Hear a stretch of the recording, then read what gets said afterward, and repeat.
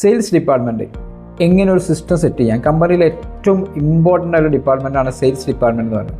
ഇവിടെ എങ്ങനെയാണ് ഒരു സിസ്റ്റം സെറ്റ് ചെയ്യേണ്ടതെന്നാണ് ഞാൻ പറയാൻ പോകുന്നത്. ആദ്യം നമ്മൾ ഒരു സിസ്റ്റം സെറ്റ് ചെയ്യുമ്പോൾ ഒരു സെയിൽസിൻ്റെ ഒരു ഗോൾ ഉണ്ടാക്കി വെക്കണം. ഓഫ്ലൈൻ ആയിക്കോട്ടെ ഓൺലൈൻ ആയിക്കോട്ടെ, ഒരു സെയിൽസിൻ്റെ ഗോൾ എന്താണ്? എസ്പെഷ്യലി പല കമ്പനികളും ഇപ്പോൾ ഡിജിറ്റൽ മാർക്കറ്റിംഗ് ഒക്കെ ചെയ്യുന്ന കമ്പനിയാണ്. എത്ര ലീഡ്സിൽ നിന്നാണ് ഇത്ര കൺവേർഷൻസ് നമ്മൾ പ്രതീക്ഷിക്കുന്നത്? ഒരു 100 ആളുകൾ വന്നു കഴിഞ്ഞാലായിരിക്കുമോ എനിക്കൊരു 50 എണ്ണം ക്ലോസ് ചെയ്യാൻ പറ്റുമോ, 20 എണ്ണമാണോ ക്ലോസ് ചെയ്യാൻ പറ്റുക, 10 എണ്ണമാണോ ക്ലോസ് ചെയ്യാൻ പറ്റുക? ഓരോ കമ്പനികൾക്കും ഓരോ രീതിയിലായിരിക്കും. അപ്പോൾ എത്രയാണ് നിങ്ങളുടെ ഒരു ക്ലോസിംഗ് റേഷ്യോ എന്നുള്ളത് നോക്കുക. എന്നിട്ട് അതിനനുസരിച്ചിട്ട് എന്ത് ചെയ്യാം, നമ്മളൊരു ബജറ്റിംഗ് തയ്യാറാക്കുക. എന്നിട്ട് നമ്മൾ ഒരു കസ്റ്റമർ അക്വിസിഷൻ കോസ്റ്റ് CAC എന്ന് പറയും. അതായത് ടോട്ടൽ അതിന് വേണ്ടിയിട്ട് വന്ന സെയിൽസിൻ്റെ മാർക്കറ്റിംഗ് കൂടെ എക്സ്പെൻസുകൾ നോക്കുക. ഫോർ എക്സാമ്പിൾ മറ്റ് ആഡ്സ് റൺ ചെയ്യുന്ന ഒരാളാണെങ്കിൽ ഒരു ആഡ്സിന് 100 രൂപ വരുന്നുണ്ട്. അങ്ങനെ പ്ലസ് അതിന് വേണ്ടിയിട്ട് വർക്ക് ചെയ്യുന്ന ഒരു 1 മന്ത് വർക്ക് ചെയ്യുന്ന സെയിൽസ് സ്റ്റാഫിന് ഒരു 10,000 റുപ്പീസ് സാലറി വരുന്നുണ്ട്.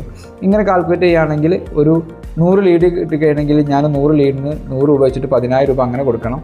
ഇങ്ങനെ 10,000 രൂപയും കൊടുക്കണം. ഡെസ്ക് കോസ്റ്റും എല്ലാം കൂടിയിട്ട് 25,000 രൂപ എനിക്ക് എന്ത് ചെയ്യുന്നുണ്ട്, വരുന്നുണ്ട്. ഓക്കെ, 100 ലീഡ്സിൽ നിന്നും എനിക്ക് എന്ത് ചെയ്യാൻ സാധിക്കും? ഒരു 10 ആളുകളെ ക്ലോസ് ചെയ്യാൻ സാധിക്കും. സർവീസ് സെക്ടറാണ്. 10 ആളുകളെ ക്ലോസ് ചെയ്യുകയാണെങ്കിൽ ഒരു എക്സാമ്പിൾ ഒരു 25,000 രൂപ വെച്ചിട്ടാണ് എൻ്റെ സർവീസ് കോസ്റ്റ്. എനിക്ക് 2.5 ലക്ഷം രൂപ വന്നു. 2.5 ലക്ഷം രൂപ വരുമ്പോൾ എനിക്ക് ഏകദേശം 10% ഇവിടെ എന്ത് ചെയ്യുന്നുള്ളൂ, ഏകദേശം എനിക്ക് കോസ്റ്റ് വരുന്നുള്ളൂ. അപ്പോൾ എനിക്ക് ധൈര്യമായിട്ട് ആ മാർക്കറ്റിംഗ് മുന്നോട്ട് കൊണ്ടുപോകാം. അതേപോലെ എങ്ങനെയാണ് എത്ര ലീഡ്സിൽ നിന്ന് എത്ര കൺവേർഷൻ റേഷ്യോ വരും, അങ്ങനെ കൺവേർഷൻ വരികയാണെങ്കിൽ അതിൻ്റെ കോസ്റ്റ് എത്ര വരും, ഇതാണ് ഫസ്റ്റ് ഫിക്സ് ചെയ്യേണ്ട സിസ്റ്റം എന്ന് പറഞ്ഞത്.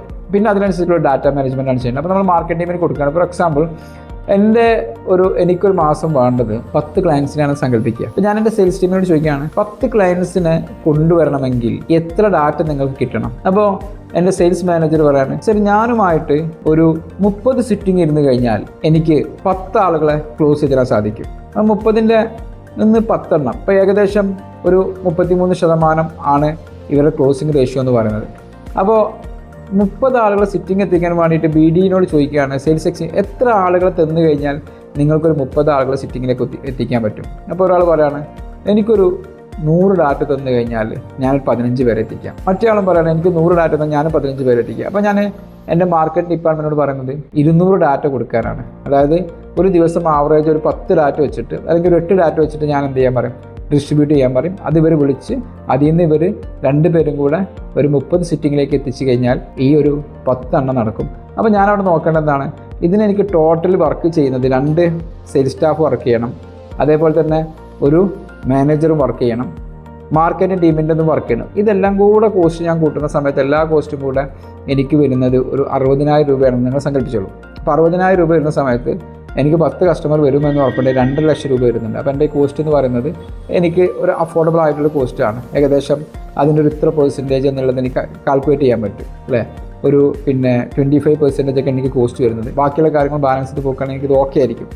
ഇതേ കണക്കെടുക്കണം എന്നല്ല, ഇതൊരു ബേസിക് ഒരു കാൽക്കുലേഷൻസ് ഞാൻ പറഞ്ഞിരിക്കുന്നത്. അപ്പോൾ അതിനു വേണ്ടിയിട്ട് നമ്മൾ ചെയ്യേണ്ട കാര്യം എന്ന് പറയുന്നത്, ഓരോ ഡാറ്റ വരുമ്പോഴും ആ ഡാറ്റനെ കറക്റ്റായിട്ട് നമ്മളൊരു ഗൂഗിൾ ഷീറ്റിലേക്ക് ഒരു CRMലേക്ക് എൻ്റർ ചെയ്യണം.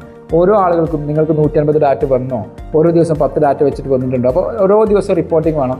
ടോട്ടൽ ലീഡ്സ് എത്രയാണ് റിസീവ് ആയിരിക്കുന്നത്, അപ്പോൾ നമ്മൾ ഉദ്ദേശിച്ച ലീഡ്സ് കിട്ടിയോ, അങ്ങനെ ലീഡ്സ് റിസീവ് ആയിട്ടുണ്ടെങ്കിൽ അതിൽ നിന്ന് എത്ര ലീഡ്സുകൾ കണക്റ്റഡായി. നമുക്കൊരു 300 ആളുകൾ വരുമ്പം അതിൻ്റെ ഒരു 70% കണക്റ്റഡ് ആവും, അല്ലെങ്കിൽ 60% കണക്റ്റഡ് ആവുന്ന റേഷ്യോ ഉണ്ടാവും. ആ റേഷ്യോ പ്രകാരം അത് കണക്റ്റഡ് ആയോ, എത്ര ലീഡ്സ് കണക്റ്റഡ് ആയി, ആ കണക്റ്റഡായ ലീഡ്സിൽ നിന്നും എത്ര നമുക്ക് ക്ലോസ് ചെയ്യാൻ സാധിച്ചു, എത്ര ഹോട്ട് സൂപ്പർ ഹോട്ട് കേസിലുണ്ട്, എത്ര ഒരു വാം കേസിലുണ്ട്, എത്ര ഒരു കോൾഡ് കേസിലുണ്ട്, എത്ര നോട്ട് കണക്റ്റഡ് കേസിലുണ്ട്. ഇതെല്ലാം നമ്മൾ ഡെയിലി റിപ്പോർട്ടിങ് ചോദിക്കുകയും ഓരോ ദിവസവും രാവിലെ ഒരു 5 മിനിറ്റ് എന്ത് ചെയ്യുക, ചെറിയൊരു സ്റ്റാൻഡപ്പ് മീറ്റിംഗ് കൂടെ അവരോട് സമ്മറി ചോദിക്കുക. ഈവനിങ് എന്ത് ചെയ്യുക, ഇത് കറക്റ്റായി റിപ്പോർട്ട് ചെയ്യിക്കുക.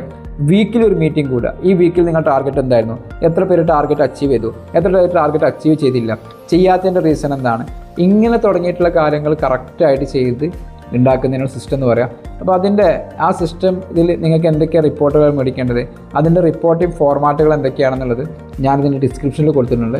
ആ ഡിസ്ക്രിപ്ഷൻ നോക്കിയിട്ട് നിങ്ങൾ ആ റിപ്പോർട്ടിംഗ് ഫോർമാറ്റിൻ്റെ കാര്യങ്ങൾ എന്ത് ചെയ്യുക, പഠിക്കുക, എന്നിട്ട് സെയിൽസ് നല്ല രീതിയിൽ ചെയ്യുക. സെയിൽസ് ചെയ്യണമെങ്കിൽ എപ്പോഴും അറിയേണ്ടത് നമുക്ക് കുറേ ഡാറ്റ കിട്ടിയത് കൊണ്ട് കാര്യമില്ല, ആ കിട്ടിയിരിക്കുന്ന ഡാറ്റ മാനേജ്മെൻറ്റിനും വളരെ ക്രിസ്റ്റൽ ക്ലിയർ ആയിട്ടുള്ള ഒരു സിസ്റ്റം ക്രിയേറ്റ് ചെയ്യുമ്പോഴാണ് സെയിൽസ് ഓട്ടോമാറ്റിക്. അപ്പോൾ അവിടെ ഓരോ ദിവസവും അയാൾ വരുന്ന സമയത്ത് അയാൾക്ക് രാവിലെ എന്ത് മനസ്സിലാവണം, എനിക്ക് ഇന്ന് 10 ഡാറ്റ വന്നിട്ടുണ്ട്, ഇനി ഒരു 5 ഡാറ്റ ഉണ്ട്, എനിക്ക് ടോട്ടൽ ഇന്നൊരു 15 ഡാറ്റ എനിക്ക് വിളിക്കാനുണ്ടാവുക.